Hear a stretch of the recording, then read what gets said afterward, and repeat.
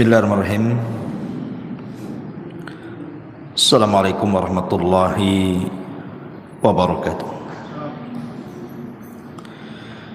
Alhamdulillah wassalatu wassalamu ala Rasulillah wa ala alihi wa sahbihi wa mawalah wa la hawla wa la quwwata illa billahi wa ba'du. Alhamdulillah, di pagi menjelang siang ini kita bisa kembali duduk di Masjid Nidaul Ilmi dalam rangka kajian rutin setiap Rabu jam 10, dan pembahasan di hari ini kita akan membahas seputar mukaffirat minadz-dzunub, hal-hal yang bisa menghapuskan dosa-dosa.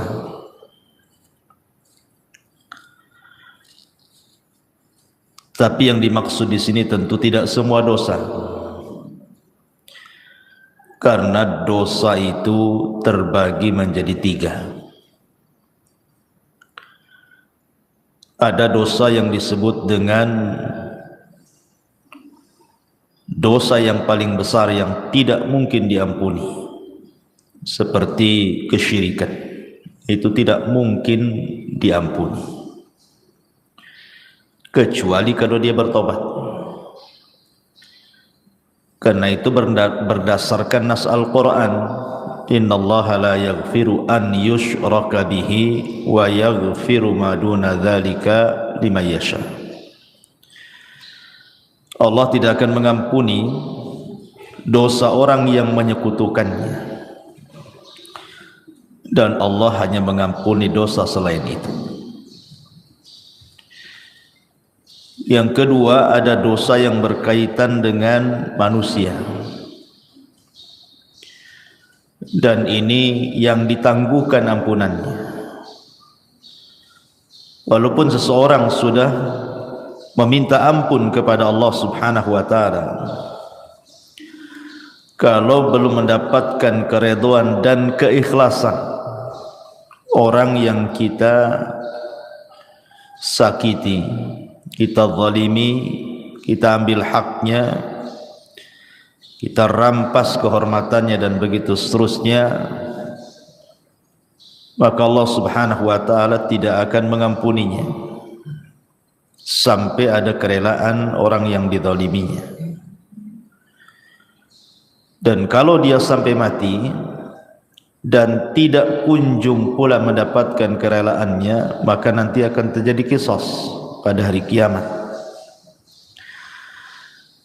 Kemudian yang ketiga, inilah dosa antara kita dengan Allah Subhanahu wa taala. Inilah yang kita akan bahas, adalah dosa-dosa yang berkaitan kita dengan Allah Subhanahu wa taala selain syirik ataupun dosa yang berkaitan dengan orang lain. Banyak perkara-perkara sebenarnya yang hanya dengan melakukan amalan-amalan tertentu, maka Allah Subhanahu wa taala dengan sendirinya akan mengampuni dosa-dosa kita. Bahkan ada amalan-amalan itu yang kalau dilakukan itu, walaupun dosa kita sebanyak buih di lautan, maka Allah Subhanahu wa taala akan mengampuninya. Seperti apa contohnya? Nabi sallallahu alaihi wasallam bersabda dalam sebuah hadis,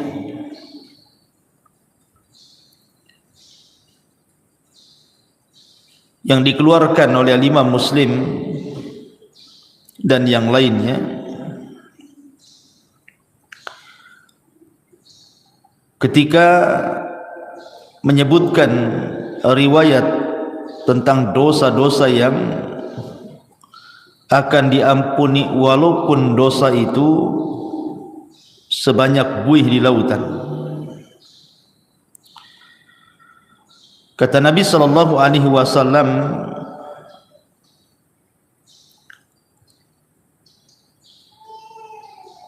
disebutkan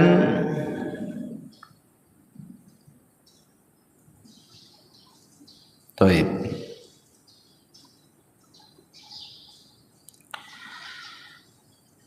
Dari Himran dia mengatakan, falamma tawaddu'a Uthman qala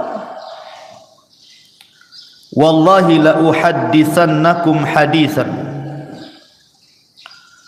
wallahi laula ayah fi kitabillahi ma haddathtukumuhu inni sami'tu Rasulullah sallallahu alaihi wasallam yaqul la yatawadda rajulun fayuhsinu wudu'ahu thumma yusalli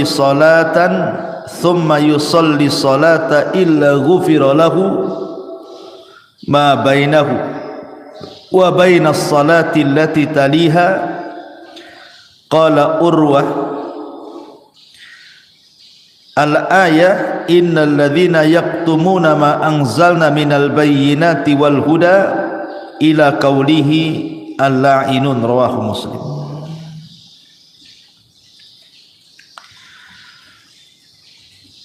Dari Himran dia mengatakan, ketika Uthman ibn Affan radhiyallahu an, beliau melakukan wudu. Kemudian dia mengatakan, demi Allah, saya akan ceritakan kepada kalian sebuah hadis. Demi Allah, kalau bukan karena ayat dalam Al-Quran, tentu aku tidak akan ceritakan ini kepada kalian.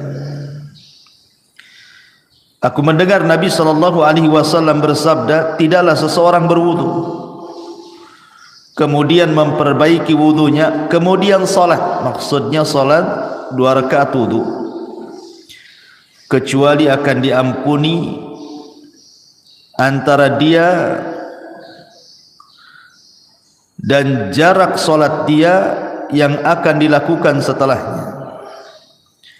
Maka Urwah mengatakan yang dimaksud ayat oleh Uthman itu adalah sesungguhnya orang-orang yang menyembunyikan apa yang kami turunkan dari keterangan-keterangan dan petunjuk sampai kepada perkataannya, merekalah orang-orang yang akan dilaknat oleh Allah Subhanahu wa ta'ala. Lihat bagaimana di sini Uthman ibn Affan radhiyallahu anhu menjelaskan bahwa wudu itu bisa menggugurkan dosa. Jadi tetesan-tetesan air wudu itu bisa menggugurkan dosa kita. Artinya bahwa hanya semata-mata kita berwudu itu sudah diteteskan dosa-dosa kita lewat air wudu tadi.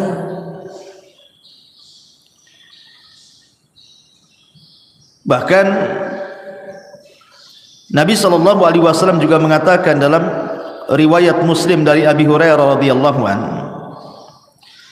man sabbahallaha fi duburi kulli salatin thalathan wa thalathin wa hamidallaha thalathan wa thalathin wa kabbarallaha thalathan wa thalathin fatilka tis'atan wa tis'un wa qama tamamul mi'ati la ilaha illallah wahdahu la syarika lah lahul mulk wa lahul hamdu wa huwa ala kulli syai'in qadir ghufirat khatayahu wa in kanat mithla zabadil bahri. Jadi kalau seandainya wudu tadi Bu itu sudah menggugurkan dosa, semata-mata ibu wudu itu bisa menggugurkan dosa tuh dari air-air wudu itu.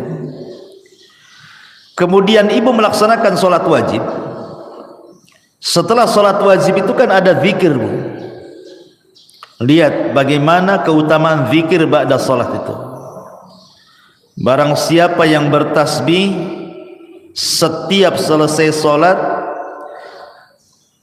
33 kali, maksudnya ucapan subhanallah, kemudian mengucapkan alhamdulillah 33 kali, kemudian mengucapkan takbir Allahu Akbar 33 kali, maka jumlahnya 99 kali, digenapkan dengan la ilaha illallah wahdahu la syarikalah lahul mulk wa lahul hamdu wa huwa ala kulli syai'in qadir, kecuali akan dihapuskan kesalahannya walaupun sebanyak buih di lautan. Jadi jangan pernah meremehkan zikir setelah solat.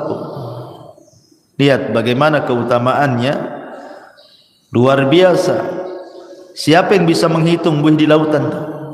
Tidak ada. Tapi Nabi SAW mengatakan walaupun dosa kita seperti buih di lautan akan diampuni. Kemudian contoh yang lain dari Abu Hurairah radhiyallahu an, hadis ini disepakati Bukhari dan Muslim. Nabi SAW mengatakan man qala subhanallah wa bihamdi fi yaumin mi'ata marratin huttat khatayahu wa in kanat mithla zabadil bahri. Siapa yang melazimkan ucapan subhanallah wa bihamdi, kan mudah Bu ya, subhanallah wa bihamdi, sekali dengar saja hafal tuh. Fi yaumin mi'ata marrah, dalam satu hari itu 100 kali. Pamannya ibu bagilah, pagi berapa kali, siang berapa kali, sore berapa kali, malam berapa kali, pokoknya 100 kali dalam sehari. Tapi lihat pahalanya, maka akan dihapuskan kesalahannya walaupun seperti buih di lautan. Subhanallah, hanya mengucapkan subhanallah wa bihamdi 100 kali itu sudah menghapuskan kesalahan kita walaupun sejumlah buih di lautan. Atau contoh yang lainnya, hadis dari Abi Hurairah yang dikeluarkan oleh Imam An-Nasa'i dan Ibnu Hibban dalam sahihnya, man qala hina ya'wi ila firashihi la ilaha illallah wahdahu la syarika lah lahul mulk wa lahul hamdu wa huwa ala kulli syai'in qadir la haula wa la quwwata illa billahil aliyyil azim subhanallah walhamdulillah wa la ilaha illallah Allahu akbar ghufirat lahu dhunubuhu aw khatayahu wa in kanat mithla zabadil bahri. Siapa yang menuju pembaringannya sebelum tidur, maksudnya Bu, ibu baca la ilaha illallah wahdahu la syarikalah, tidak ada sembahan yang berhak disembah kecuali Allah, dialah semata yang tidak ada sekutu baginya. Lahul mulku wa lahul hamdu, baginya kerajaan, baginya pujian, wa huwa ala kulli syai'in qadir, dan dia atas segala sesuatu maha mampu. La haula wa la quwata illa billahil aliyyil azim, tidak ada daya dan kekuatan kecuali milik Allah yang maha tinggi lagi maha agung. Subhanallah, maha suci Allah. Walhamdulillah, segala puji hanya milik Allah. Wa la ilaha illallah, tidak ada sembahan yang berhak disembah kecuali Allah. Wallahu akbar, dan Allah maha besar, kecuali akan diampuni dosanya atau kesalahannya walaupun kesalahan ibu itu sejumlah buih yang ada di lautan. Hanya membaca satu kali ini saja loh sebelum tidur. La ilaha illallah wahdahu la syarikalah lahul mulku wa lahul hamdu wa huwa ala kulli syai'in qadir la haula wa la quwata illa billahil aliyyil azim subhanallah walhamdulillah wa la ilaha illallah Allahu akbar. Cukup menghapuskan kesalahan kita walaupun sejumlah buih yang ada di lautan. Subhanallah Bu ya, lihat. Sebenarnya amalan-amalan zikir seperti ini itu kan bisa kita lakukan, karena zikir itu bisa dilakukan anak kecil bisa melakukannya, orang remaja bisa melakukannya, orang dewasa bisa melakukannya, orang tua bisa melakukannya, laki-laki bisa, perempuan bisa, kapanpun bisa. Tidak harus mengeluarkan modal, yang penting dihafal, dibaca. Tapi lihat pahalanya, menunjukkan bahwa zikir itu amalan yang luar biasa. Salah satu penyebab dosa-dosa kita diampuni adalah dengan cara berzikir, baik berzikir yang sudah ditetapkan seperti setelah solat yang saya tadi sebutkan, ataupun sebelum tidur, ataupun zikir umum tadi, membaca subhanallah wa bihamdi 100 kali. Tapi itu sudah cukup tuh menghapuskan dosa kita walaupun sejumlah buih di lautan. Luar biasa. Sebenarnya Islam itu mudah gitu ya, cuman kita saja yang kadang-kadang sulit untuk atau malas untuk melakukannya. Zikir kan beda Bu dengan solat, harus ke masjid kalau laki-laki, harus ada gerakan walaupun ibu di rumah, zakat harus pakai harta, haji apalagi capek-capek, zikirnya hanya ngomong saja. Itu saja kadang-kadang malas kita berzikir. Tapi kita akan sebutkan beberapa amalan yang bisa menghapuskan banyak dosa. Yang pertama, bersolawat. Bersolawat kepada Nabi sallallahu alaihi wasallam. Dari Anas radhiyallahu an, Nabi sallallahu alaihi wasallam bersabda, "Man shalla alayya salatan wahidatan sallallahu biha asyra salawatin wa khutta anhu biha asyra sayyiatin wa rafa'ahu Allahu biha asyra darajat." Barang siapa yang bersalawat kepadaku 1 kali, kata Rasulullah, maka Rasul akan bersalawat 10 kali kepada kita, dan kesalahan kita akan dihapus sebanyak 10 kesalahan, dan kita akan diangkat dengan 10 tingkatan. Hanya bersalawat saja Bu. Allahumma salli ala Sayyidina Muhammad, hanya ngomong begitu, maka Allah akan utus malaikat membawa salawat kita menuju mana? Malaikat akan datang ke kuburan Nabi, kemudian akan memberitahukan kepada Nabi kita bahwa ada di antara umatmu yang bersalawat kepadamu, maka Rasul akan bersalawat 10 kali kepada kita. Subhanallah, apalah sulitnya bersalawat sambil jalan dari sini pulang, atau tadi dari rumah ke sini Allahumma sholli ala Muhammad, kan gak ada susah. Biasakan, kalau bisa setiap ibu kaget itu yang dibaca. Karena saya di masyarakat itu aneh-aneh, kalau orang kaget apa pula yang diomongkan tuh ya. Bahkan saya punya kawan tuh kalau kaget bilang jangkrik, kan sayang gitu, kaget saja jangkrik katanya. Ya Allah, kan apa susahnya Allahumma sholli ala Muhammad daripada jangkrik yang disebut ya. Jadi salawat itu 1 kali sudah menghapuskan 10 kesalahan dari kita, mengangkat lagi 10 derajat dari kita. Rasul pula bersalawat 10 kali kepada kita. Ini yang pertama. Yang kedua adalah al-istighfar. Astagfirullah, astagfirullah, kan itu Bu ya. Kan mudah itu istighfar, sambil sini jalan pulang itu kan bisa astagfirullah, astagfirullah gitu ya.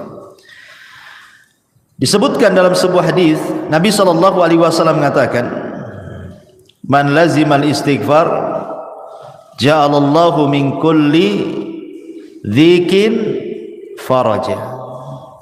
Siapa yang melazimkan baca istighfar, maka Allah akan jadikan kesulitannya lapang. Bahkan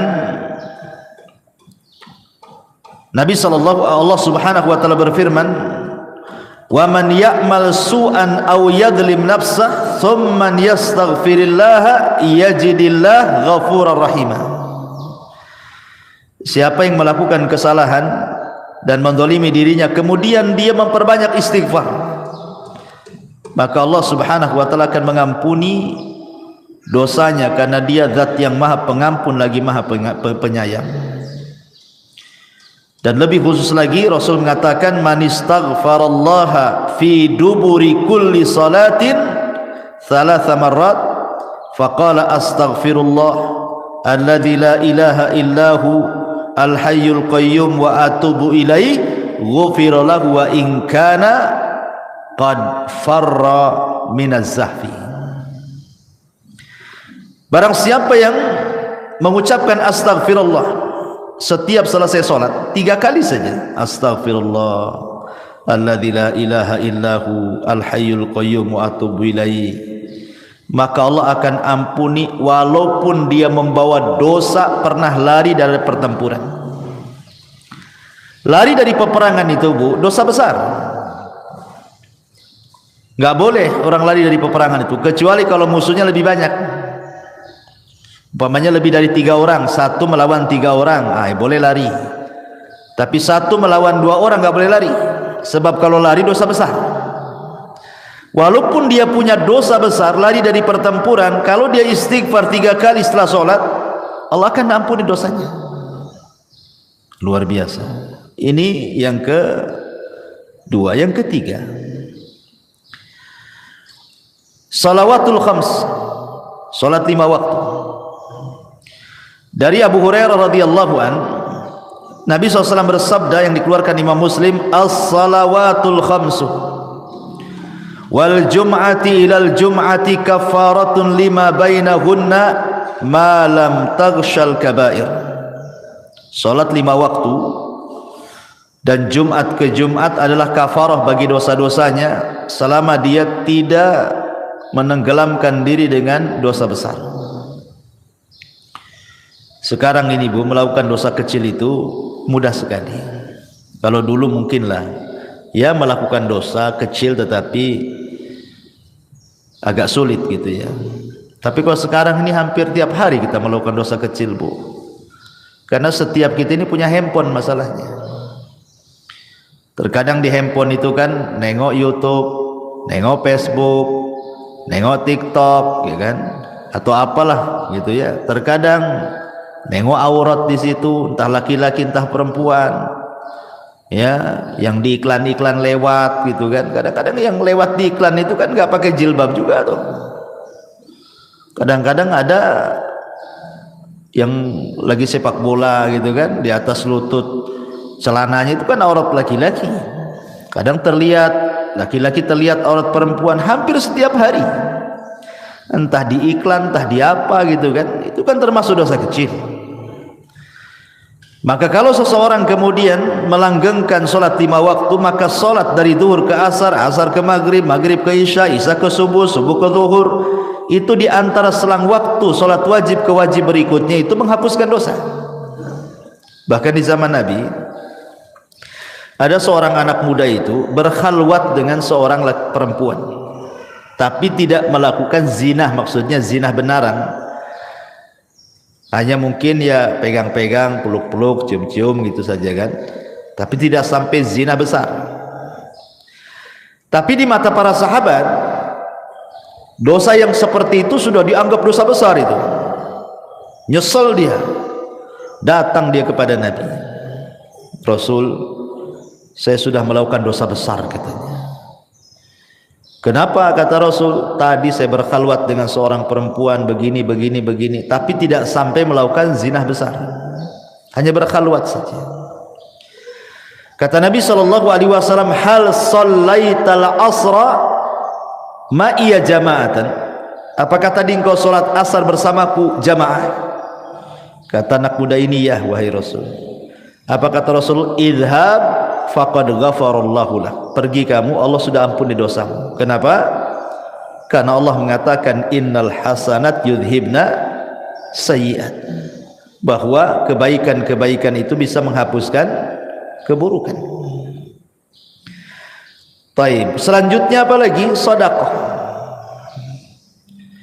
Dalam sebuah hadis yang dikeluarkan ataupun dari sahabat Hudzaifah bin Yaman ketika Umar bin Khattab radhiyallahu an menanyakan kepada Hudzaifah soal fitnah yang akan terjadi di akhir zaman, maka kemudian adalah yang kemudian Hudzaifah bin Yaman mengatakan, ana sami'tuhu yaqul, aku mendengar Nabi SAW bersabda, kata Hudzaifah, fitnatur rajuli fi ahlihi wa malihi wa jarihi tukaffiruha as-salatu was-siyamu was-sadaqah. Fitnah seseorang dari keluarganya, dari hartanya, dari tetangganya itu bisa digugurkan dengan salat, puasa dan sedekah.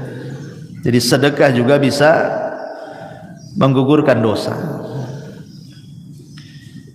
Bahkan kalau seandainya sedekah itu dilakukan secara sirriyah, tidak terang-terangan, Bu, yang tahu hanya ibu dengan Allah Subhanahu wa taala saja. Gimana caranya Ustaz sedekah sirriyah itu? Oh, gampang. Sekarang kan di handphone itu sudah banyak tuh program SMS banking itu, Bu, ya.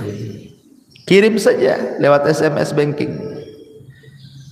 Kemudian coret namanya, kan gak nampak tuh pengirimnya, dicoret, kan tidak ada yang tahu siapa pengirimnya. Sudah gitu saja, tinggal konfirmasi, ya, jangan dikasih tahu konfirmasinya. Kalau udah tahu nomornya, tahu pula dia, kan pakai nomor lain, ya, jadi orang tak tahu yang dari mas sumbangan tuh. Makanya Nabi SAW mengatakan, sadaqatus sir tudfi'u ghadaba rabb, bahwa sedekah yang tidak terang-terangan itu bisa menghilangkan kemurkaan Allah Subhanahu wa taala. Bahkan dalam riwayat, tudfi'ul khati'ah kama yudfi'ul ma'un nar, bisa menghilangkan kesalahan seperti api bisa dipadamkan dengan air. Rawahu Tirmidzi. Jadi sedekah juga bisa menggugurkan dosa. Kemudian apalagi intidharus shalah. Intidharus shalah, menunggu waktu salat. Rindu rasanya ibu itu di rumah itu, kapan duhur kok lama kali ya, katanya. Nanti sudah sholat duhur, kapan asar ini kok lama kali. Habis asar, aduh kapan nih maghrib ini kok lama kali. Ini terbalik, aduh udah duhur lagi, katanya. Nanti asar, cepat kali waktu ini, baru tadi itu sudah asar. Ah, itu sholat jadi beban bagi dia tuh kalau ngomong kayak gitu tuh. Tapi kalau orang rindu menunggu sholat dan ingin sholat kembali, maka Nabi SAW mengatakan, isbagul wudu fil makari wa i'malul aqdam ilal masajid wa intidharus salati ba'das salah yughassilul khataya ghuslan. Sempurnakan wudumu ketika engkau susah untuk berwudu, entah airnya dingin, kayak sekarang kan lagi hujan terus nih di Batam nih, perasaan greges terus kan, Bu, ya, dingin-dingin terus. Apalagi datang subuh, nengok air kayak nengok es gitu ya. Tapi dipaksakan wudu, nah, itu namanya menyempurnakan wudu. Gak suka nyentuh air pun tetap dia berwudu. Ataupun melangkahkan kaki ke masjid, ataupun menunggu sholat setelah sholat, maka itu bisa mencuci kesalahan-kesalahannya. Hadis ini sahih ala syarti Muslim dan dikatakan oleh Syekh Albani sebagai hadis sahih. Jadi menunggu sholat ke sholat itu bisa menggugurkan dosa. Kemudian apalagi seseorang yang terkena penyakit ataupun seseorang yang dilanda kesulitan, kesedihan, masalah gitu ya, kemudian dia sabar.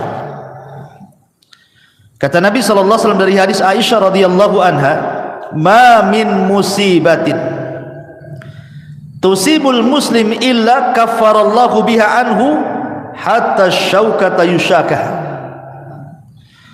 Rawahul Bukhari. Tidaklah sebuah musibah menimpa seorang muslim kecuali Allah Subhanahu wa taala akan jadikan itu kafarah bagi dia, penghapus dosa-dosanya. Sampai kepada duri yang menancap sekalipun kalau dia sabar. Umpamanya ibu ni jalan kaki dari sini, tiba-tiba kok adalah yang nancap itu, entah tusuk sate gitu ya, atau mungkin duri tanaman. Kemudian ibu merasakan sakit, tapi ibu tidak ngeluh, ibu sabar gitu ya. Alhamdulillah, mudah-mudahan ini jadi penghapus dosa gitu ya. Itu bisa menghapuskan dosa tuh ya. Tapi jangan ditusukkan, ambil peniti, tusukkan pula kan itu. Itu sengaja ditusuk-tusukkan. Tak boleh itu menyakiti badan. Karena badan ini milik Allah. Dari ujung rambut sampai kaki itu milik Allah, tidak boleh disakiti. Kalau kita disakiti oleh diri sendiri, sengaja ambil peniti dicolokkan gitu ya ke badan kita, berdosa kita. Karena badan ini amanah Allah, milik Allah semuanya, harus dijaga ya. Kemudian juga mengucapkan alhamdulillah setelah makan, Bu. Ibu makan nih, makan apa saja, entah makan nasi, entah makan bakso, entah makan mie, entah makan apa sajalah ya. Yang penting setelah makan, ibu mengucapkan alhamdulillah. Man akala ta'aman thumma qala alhamdulillah. Barang siapa yang mengucapkan alhamdulillah setelah dia makan, maka ghufira lahu ma taqaddama min dzambi wa ma ta'akhkhar. Dia akan dihapuskan dosa-dosanya yang telah dan yang berlalu. Subhanallah. Hanya mengucapkan alhamdulillah saja habis makan, Bu, itu sudah bisa menghapuskan dosa, kan luar biasa. Apalah susahnya alhamdulillah habis makan ya.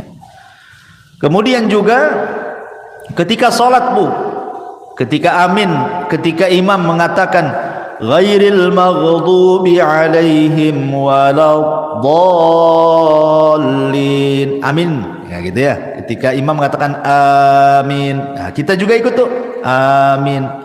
Artinya aminnya imam dengan aminnya makmum itu harus sama.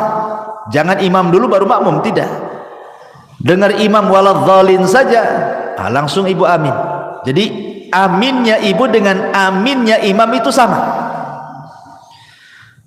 Maka kata Nabi sallallahu alaihi wasallam, "Idza ammanal imam fa aminu fa innahu man wafaqa ta'minahu ta'minal malaikati ghufira lahu ma taqaddama min dzambi." Lihat, apabila imam mengucapkan amin, maka aminlah. Maka barang siapa yang cocok antara aminnya ia dengan aminnya makmum, setara gitu ya, sama-sama, kemudian bertepatan pula dengan aminnya malaikat, maka akan diampuni dosa-dosanya. Coba ngucapin amin saja loh, diampuni dosanya, luar biasa ya. Tapi yang benar, jangan kayak anak-anak amin yang kayak gitu ya. Jadi harus ada wazannya amin itu. Amin itu dibaca dua wazan, Bu.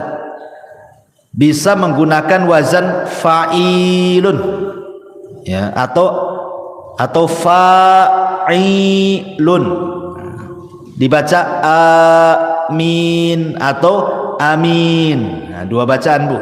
Amin itu dua bacaan, ala wazni fa'ilun atau fa'ilun gitu ya. Bisa dibaca amin ataupun amin. Nah, dua-duanya boleh. Karena arti amin itu artinya ya Allah kabulkan doaku. Allahumma istajibli, itu arti amin itu. Jadi jangan main-main dengan amin itu, karena amin itu meminta kepada Allah agar doa kita dikabulkan dalam sholat. Kemudian juga contoh amalan yang lain adalah al-masyu ilal masajid, melangkah ke masjid. Itu pun termasuk yang bisa menggugurkan dosa. Seperti hadis yang tadi saya baca, isbagul wudu alal makarih wa kathratul khuta ila al masajid ghufira lahu ma taqaddama min dhanbi. Kemudian juga yang selanjutnya, bagi laki-laki al muhafadzati ala salatil jum'ah, yang menjaga salat Jumat.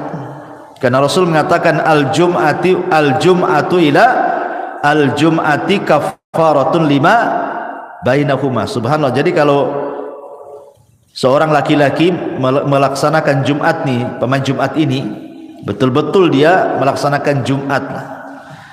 Kemudian nanti ketemu Jumat minggu depan tuh Bu, antara Jumat sekarang dengan Jumat minggu depan itu dosa kita sudah diampuni tuh. Ya, makanya ibu dorong suami itu jangan malas-malas ke masjid untuk sholat Jumat kalau datang Jumatan itu. Cepatlah bang ke masjid biar dapat unta. Nanti kalau terakhir nggak dapat tuh telur ayam pun tidak dapat gitu ya. Kemudian juga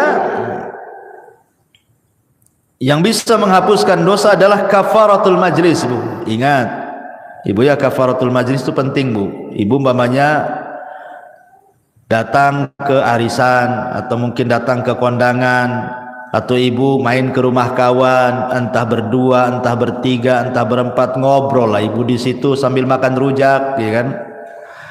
Nanti Bu setelah pulang Bu, setelah selesai mau balik nih Bu ya, jangan lupa Bu baca kafaratul majlis. Subhanakallahumma bihamdika asyhadu an la ilaha illa anta astaghfiruka wa atubu ilaik. Kata kawannya, kayak ustad aja katanya. Ini habis ngaji ya. Bukan kafaratul majlis, bukan penutup kajian. Kafaratul majlis itu penutup majlis. Kenapa Bu disarankan membaca kafaratul majlis? Yang namanya orang ngobrol bertiga, berempat, apalagi orang rame Bu, terkadang adalah yang keseleo ngomong tuh, entah keseleo akhirnya bicarakan orang, entah terlalu kasar nyinggung orang yang ada di situ. Coba bayangkan, coba ibu datang ke rumah kawan tak ada dosa, tahu-tahu ngobrol di situ jadi punya dosa. Akhirnya apa? Gibain orang, atau mungkin tersinggunglah orang yang ada di situ dengan ucapan ibu gitu ya, atau dengan intonasi ibu disangka ibu marah, jadi orang nggak enak kan.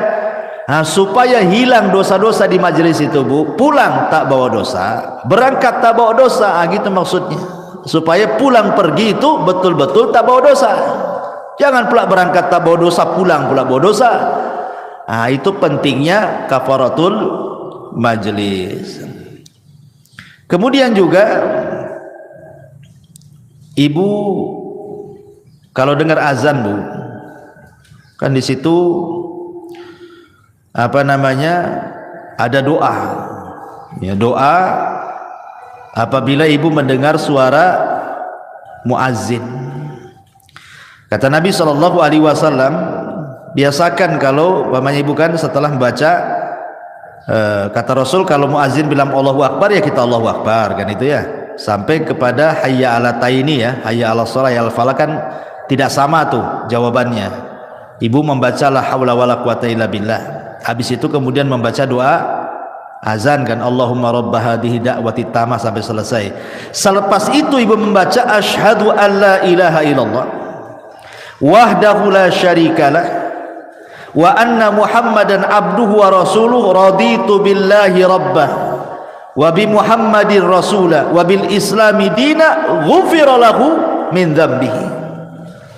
Kalau ibu membaca selepas mendengar azan asyhadu an la ilaha illallah wahdahu la syarikalah wa anna muhammadan abduhu wa rasuluh raditu billahi rabba wa bi muhammadin nabiyya atau rasula wa bil islami dina, maka akan diampuni dosa-dosanya. Coba hanya ngomong begitu saja diampuni dosa-dosanya ya. Kemudian juga at-tasamuh wal af, at-tasamuh wal af, memaafkan orang dan berlapang dada dari orang. Karena dalam sebuah ayat surah Al-Imran ayat 133 sampai 34, 134 Allah mengatakan, wasari'u ila maghfiratin min rabbikum wa jannatin arduha as-samawati wal ardu uiddat lil muttaqin. Bersegeralah kalian kepada keampunan Rabb kalian, karena sorga seluas langit dan bumi diperuntukkan untuk orang-orang yang bertakwa. Siapa orang yang bertakwa di sini? Alladzina yunfiquna fis sarra'i wadh dharra wal kadhiminal ghaid wal 'afina 'anil nas wallahu yuhibbul muhsinin. Orang yang bertakwa yang disediakan sorga seluas langit dan bumi itu Yang akan mendapatkan ampunan itu adalah orang-orang yang berinfak baik dalam kondisi senang ataupun susah, dan orang-orang yang menahan emosi dan mudah memaafkan manusia. Tahan emosi, kalau lagi marah tahan, itu bisa menghapuskan dosa, Bu.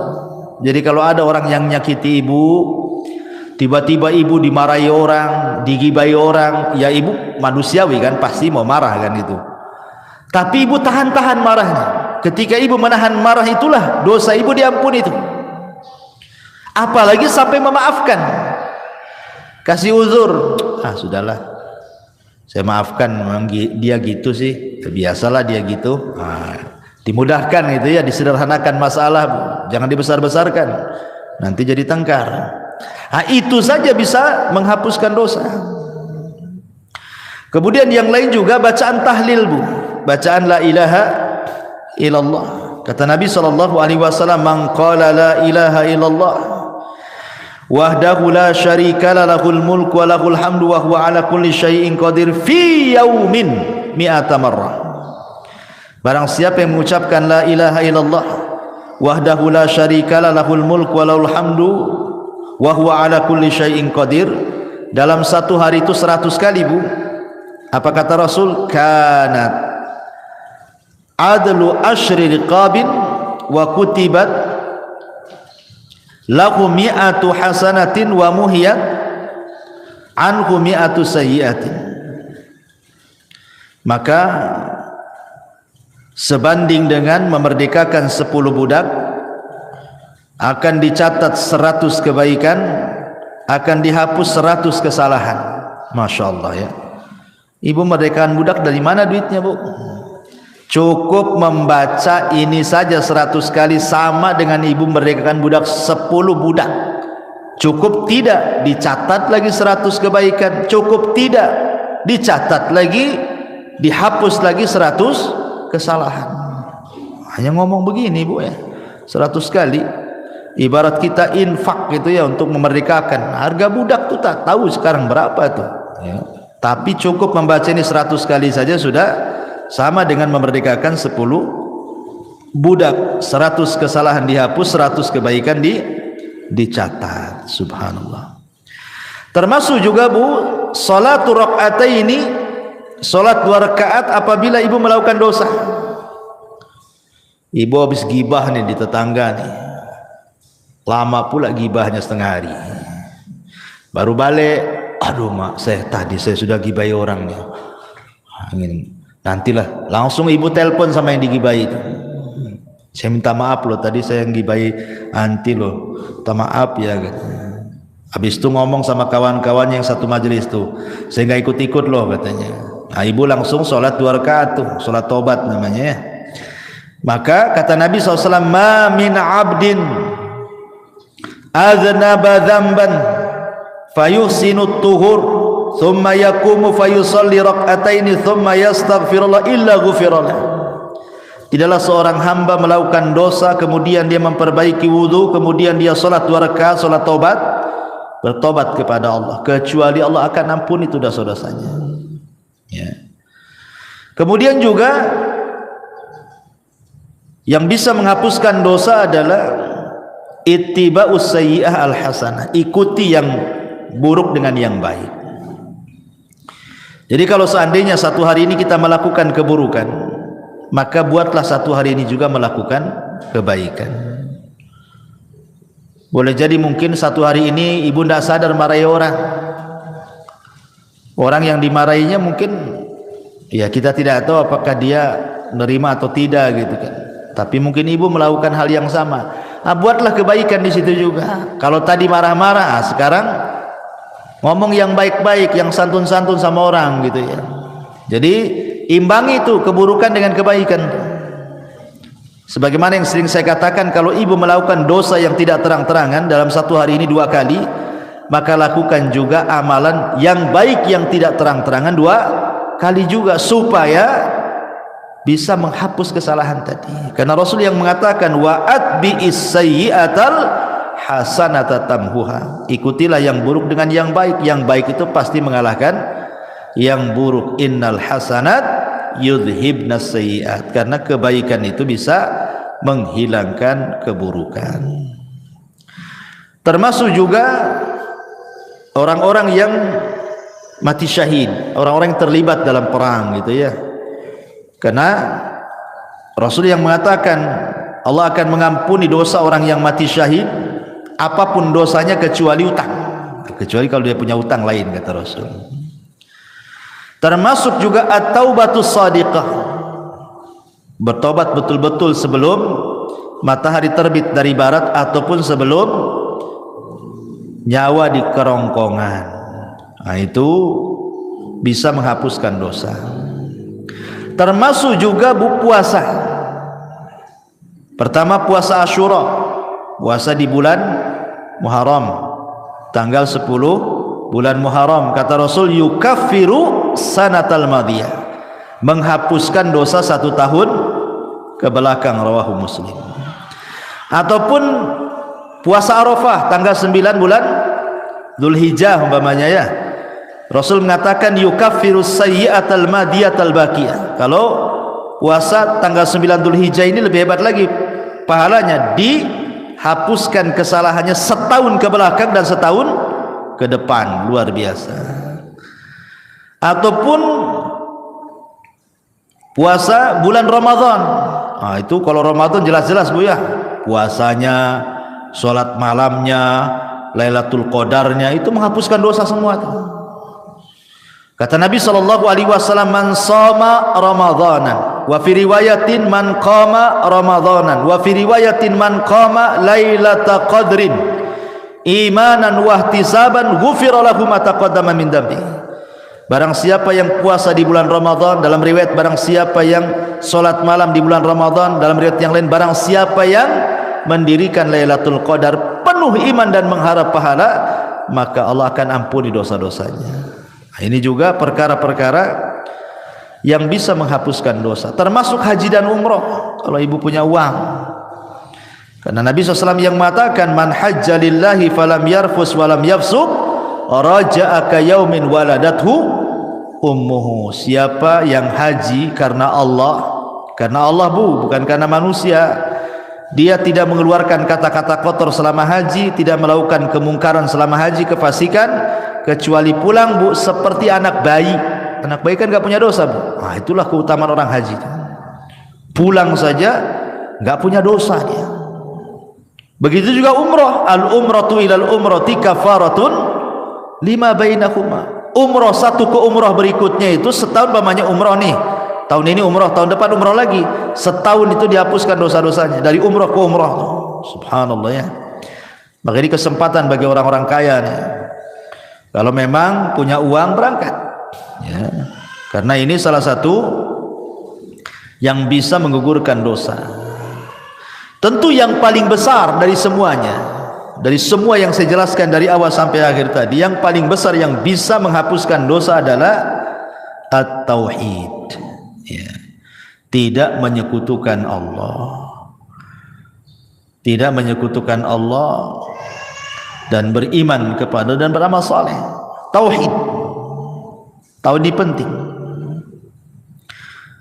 Kemudian juga amal saleh secara umum, apapun amal solehnya, sebagaimana Allah mengatakan dalam surah Al-Ankabut ayat 7, walladzina amanu wa amilus salihat lanukaffiranna anhum sayyiatihim. Orang-orang yang beriman dan beramal saleh, sungguh kami akan menggugurkan kesalahan-kesalahan mereka, termasuk berusaha menjauhi dosa-dosa besar. Dalam surah An-Nisa 31 Allah mengatakan in tajtanibu kabaira ma tunhauna anhu nukaffiru ankum sayyiatikum. Jika kalian menjauhi dosa-dosa besar, syirik, zina, minum khamar dan begitu seterusnya, apa yang telah dilarang, maka kami akan gugurkan dari kalian kesalahan kalian. Termasuk juga berusaha menjadi orang yang takwa, menjalankan perintah, menjauhi larangan gitu ya. Karena Allah mengatakan wa man yattaqillaha yukaffir anhu sayyiatihi barang siapa yang bertakwa kepada Allah, maka Allah akan hapuskan dosa-dosanya. Dan juga penting taubah as-sadiqah, betul-betul bertobat dengan tobat yang jujur. Tapi kalau seandainya ini berkaitan dengan dosa besar, maka ada tambahan, bukan hanya sekedar amalan-amalan yang saya tadi sebutkan. Kalau berkaitan dengan dosa besar, ada lagi tambahan. Pertama, ikhlas, niat ingin bertobat. Yang kedua, al-iqla', betul-betul melepas dosa dan meninggalkan. Yang ketiga, an-nadam, menyesal, kenapa saya melakukan dosa. Yang keempat, aqdul azmi, betul-betul berjanji tidak mungkin kembali ke dosa itu. Kemudian yang kelima, ikuti dosa yang sudah dilakukan dengan kebaikan supaya dosanya bisa terhapuskan. Dan kalau itu berkaitan dengan hak adami, hak-hak manusia, maka kembalikan. Pernah ngambil, balikin apa yang sudah diambil. Pernah zalimi, minta keridhaannya agar dimaafkan kezalimannya, dan begitu seterusnya. Ma'asyiral muslimat yang dimuliakan Allah Azza wa Jalla, adapun tentang keutamaan taubat sendiri, bertobat kepada Allah Azza wa Jalla, yang pertama, taubat itu menjadi penyebab Allah itu suka dengan kita. Makanya ada doa, Allahumma ij'alni minat tawwabin waj'alni minal mutatahhirin. Setiap kita habis wudu itu kan, ya Allah, jadikan aku termasuk orang-orang yang bertobat dan termasuk orang-orang yang bersuci. Setiap wudu kita meminta kepada Allah seperti itu kan. Kenapa? Karena Allah mengatakan innallaha yuhibbu tawwabin wa yuhibbul mutatahhirin, karena Allah suka dengan orang-orang yang tobat dan suka dengan orang-orang yang bersuci. Ya. Yang kedua, bahwa tobat itu menyebabkan Allah mengampuni kesalahan kita dan menerima amalan kita. Dengan tobat itu Allah akan memaafkan kesalahan kita dan menerima amalan kita.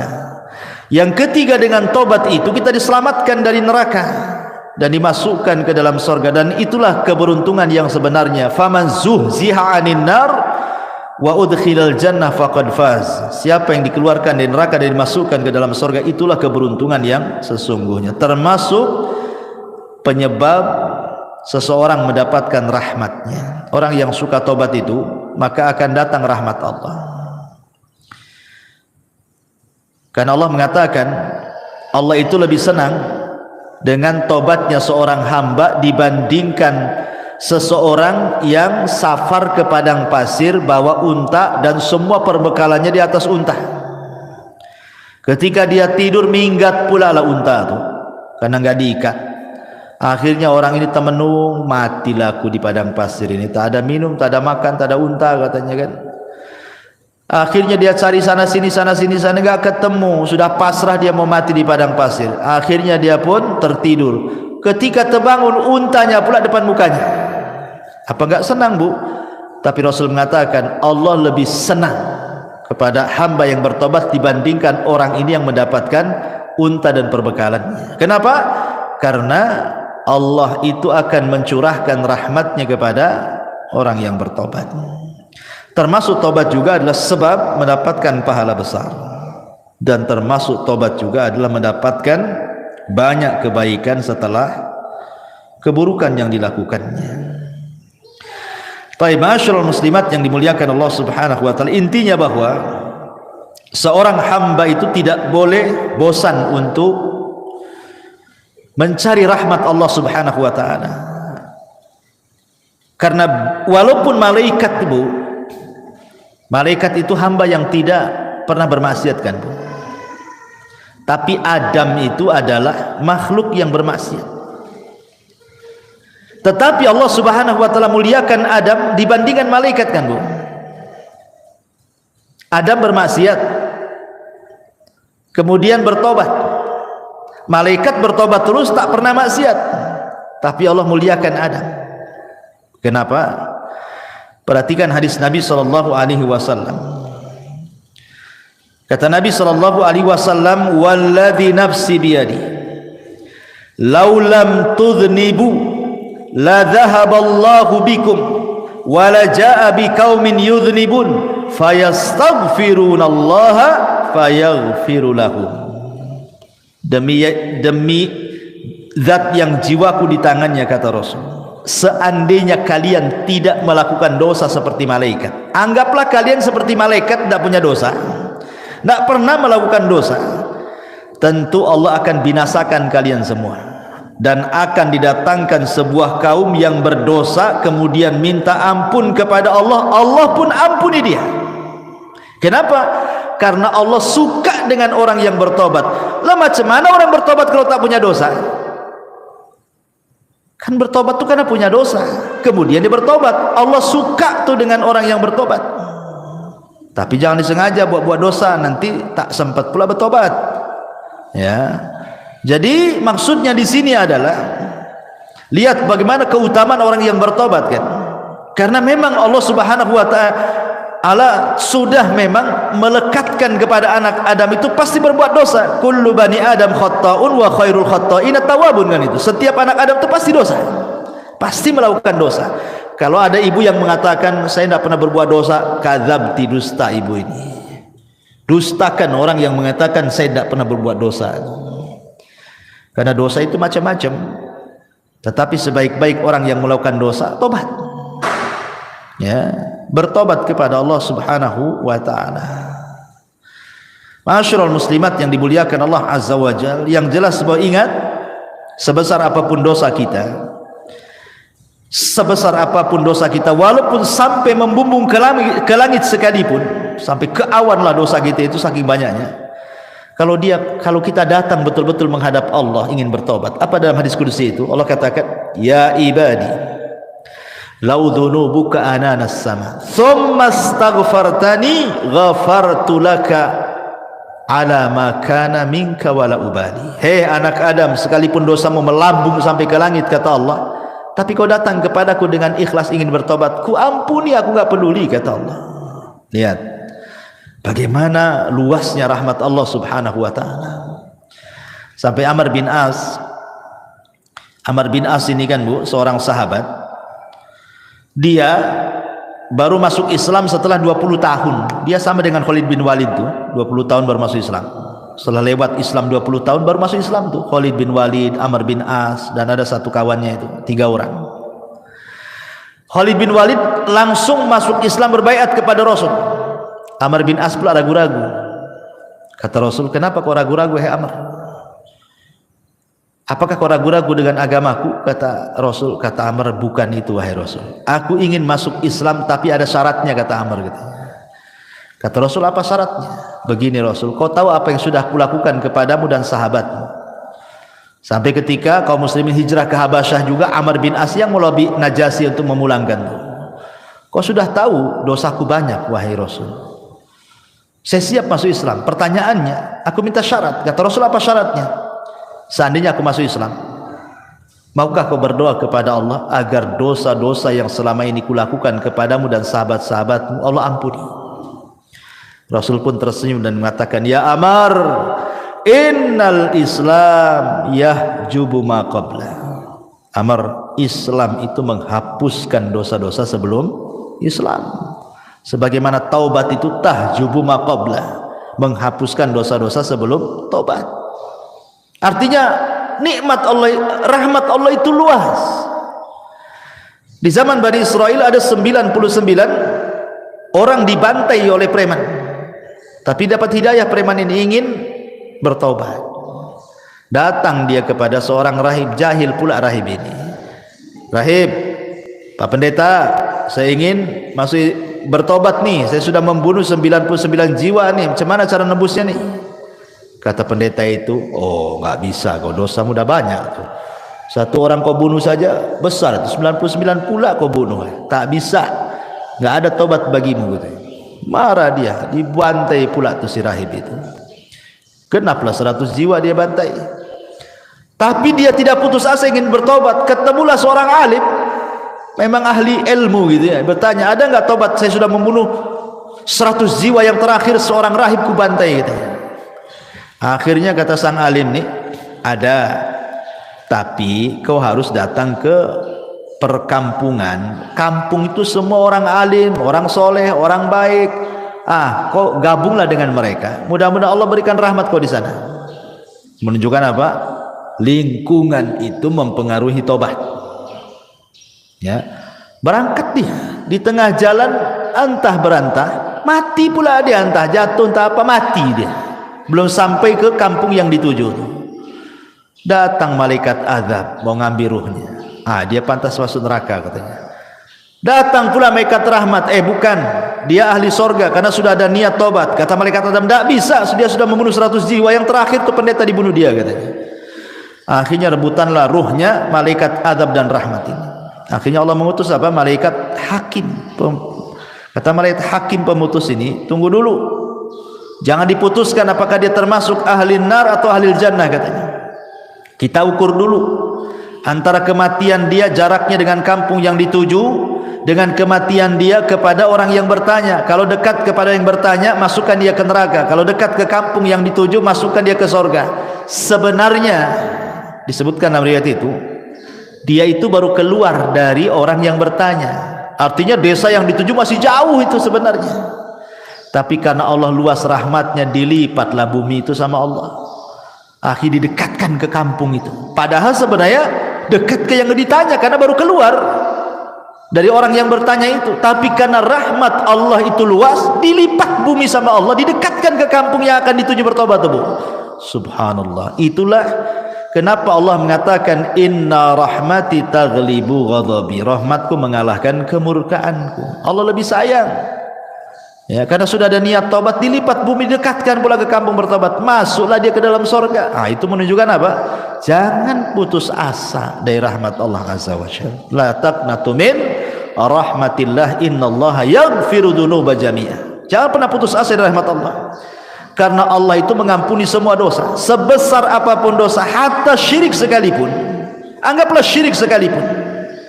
Tapi kalau dia ingin bertobat kepada Allah Subhanahu wa taala, tidak ada mustahil. Allah itu Ghafurur Rahim. Allah itu Maha menerima tobat siapapun. Dan harus yakin, ya, rahmat Allah itu luas. Rahmat Allah itu seluas-luasnya, sampai ada seorang anak muda di zaman Bani Israel tidak pernah melakukan dosa 70 tahun. Mana ada zaman sekarang anak muda enggak melakukan dosa? Yang ada gemar melakukan dosa. Jadi ada anak muda di zaman Bani Israel itu 70 tahun dia tak berbuat dosa, meninggal dia, berdiri di pintu sorga. Kata Allah, masuk kau ke dalam sorga dengan rahmatku. Kata anak muda itu, tidak mau saya ingin masuk sorga dengan amalanku katanya. Kata Allah, masuk kau ke dalam sorga dengan rahmatku. Tidak, saya tidak akan masuk sorga dengan rahmatmu, tapi saya ingin masuk sorga dengan amalanku. Kalau memang aku pernah berbuat dosa, kemudian kau ampuni dosaku, kau masukkan aku ke sorga dengan rahmatmu, wajar. Aku loh tidak pernah berbuat dosa, masa dengan rahmatmu aku masuk sorga? Aku ingin masuk sorga dengan amalanku katanya. Kata Allah, baik, hitung berapa amalmu. Dihitunglah amalannya itu. Rupanya setelah dihitung amalannya tidak sebandinglah dengan satu nikmat Allah yang Allah berikan kepadanya berupa penglihatan. Takut dia tak masuk sorga. Akhir mengatakan, ya Rabb, sudahlah, enggak apa-apa, masukkan aku ke surga dengan rahmatmu saja katanya. Nah, lihat. Jadi rahmat Allah itu luas. Jangan stres. Banyak orang yang stres gara-gara pernah melakukan dosa, ingin tobat, kayaknya Allah sudah tutup pintu tobat. Enggak, Allah itu beda dengan manusia. Kalau manusia kita sakiti, kita jengkeli, ya kan Bu, kemudian kita datang ke rumahnya, ngetuk pintu, tadi buka-buka sama dia. Tapi kalau Allah berbeda. Kalau kita hari-hari mengetuk pintu langit, minta ampun kepada Allah, Allah lah setiap hari loh, sepertiga malam akhir loh, menawarkan ampunannya kepada kita. Hei hamba-hambaku, kata Allah, man yad'uni fa astajibalah, wa man yas'aluni fa u'tiyah, wa man yastaghfiruni fa aghfirullah. Siapa yang berdoa aku kabulkan, siapa yang minta aku kasih, siapa yang minta ampun ku ampuni. Tiap malam, tiap sepertiga malam Allah mengatakan seperti itu. Ada kesempatan setiap hari. Dan hebatnya Allah itu, Bu, salah satu di antara sifat Allah itu atau nama-nama Allah itu ada sitir. Allah itu memiliki sifat sitir. Sitir itu apa, Bu? Menutup aib kita. Kita melakukan dosa di malam hari, Allah tutup pula aib kita di siang hari. Kita melakukan dosa di siang hari, Allah tutup aib kita di malam hari. Kurang apa Allah itu coba? Sudah kita berbuat dosa kepada Allah, Dia pula tutupi aib kita. Karena mulianya manusia itu karena ditutup aibnya sebenarnya. Coba kalau seandainya orang itu dibongkar aibnya, Bu, nggak ada orang menghormati orang itu, pasti meletakkan pasir semua di atas kepalanya. Imam Ahmad saja ngomong begitu. Ketika murid-muridnya datang kepada Imam Ahmad lagi belanja tuh di pasar tuh. Kata murid-muridnya, "Ya Imam, biar kami bawa barang-barang mau ke rumah. Kau jalan kaki saja. Kau kan guru kami," katanya. Kata Imam Ahmad, "Enak saja kau ini," katanya. "Kau kan nggak tahu aibku saja," kata Imam Ahmad. "Kalau kau tahu aibku, Allah bongkar aibku, pasti kau letakkan pasir di atas kepalaku. Aku dihormati itu karena Allah tutup aibku," katanya. Semua manusia, mau ustadznya, mau santrinya, mau awamnya, mau menterinya, mau presidennya, mau siapapun manusia di dunia ini, Bu, kalau sempat Allah bongkar aibnya, nggak ada manusia itu dihormati sama sekali. Jangankan itu, gara-gara ngomong satu kali kepleset, Bu, yang tadinya ditokohkan, dibanggakan, dipuji, ngomong pula di YouTube salah, kepleset, menghina menghina ini, dia dibully sama netizen, habislah dia, Bu. Itu baru kepleset satu tuh, sudah dihabiskan nih, nggak dihormati lagi, dicaci maki yang ada itu sama netizen. Gimana kalau satu umur dia betul-betul ditampakkan aibnya? Ya Allah ya Rabb, tidak ada manusia yang mulia di hadapan manusia. Bersyukur kita punya Allah itu maha sitir. Ya, sudah kita berbuat dosa, Allah tutup pula. Alhamdulillah. Dan habis itu Allah kasih pula peluang kita bertobat. Enak, Bu. Kalau ibu buat salah sama saya, Bu, ibu minta maaf, paling jawaban saya, nantilah, tengoklah. Kalau pantas dimaafkan, saya maafkan. Kalau tak pantas, ya tak saya maafkan. Nah itu kalau kita tuh. Kalau tidak, sudah kita berbuat salah sama Allah, Allah tutup aib kita, Allah kasih pula peluang tobat. Masya Allah. Allah itu Rahim, Rahman, Ghafur, ya, Latif, luar biasa nama-nama Allah Subhanahu wa taala. Wallahu a'lam bishawab. Ini saja yang bisa sampaikan, Bu. Ya, silakan kalau ada yang mau bertanya gitu sebelum kita tutup.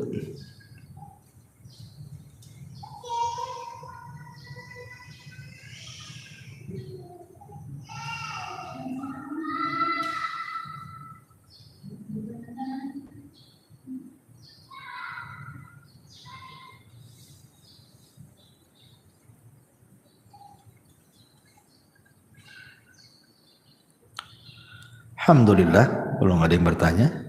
Ya, makin cepat makin baik. Subhanakallahumma bihamdika asyhadu an la ilaha illa anta astaghfiruka wa atubu ilaik. Wallahu ta'ala alam. Assalamualaikum warahmatullahi wabarakatuh.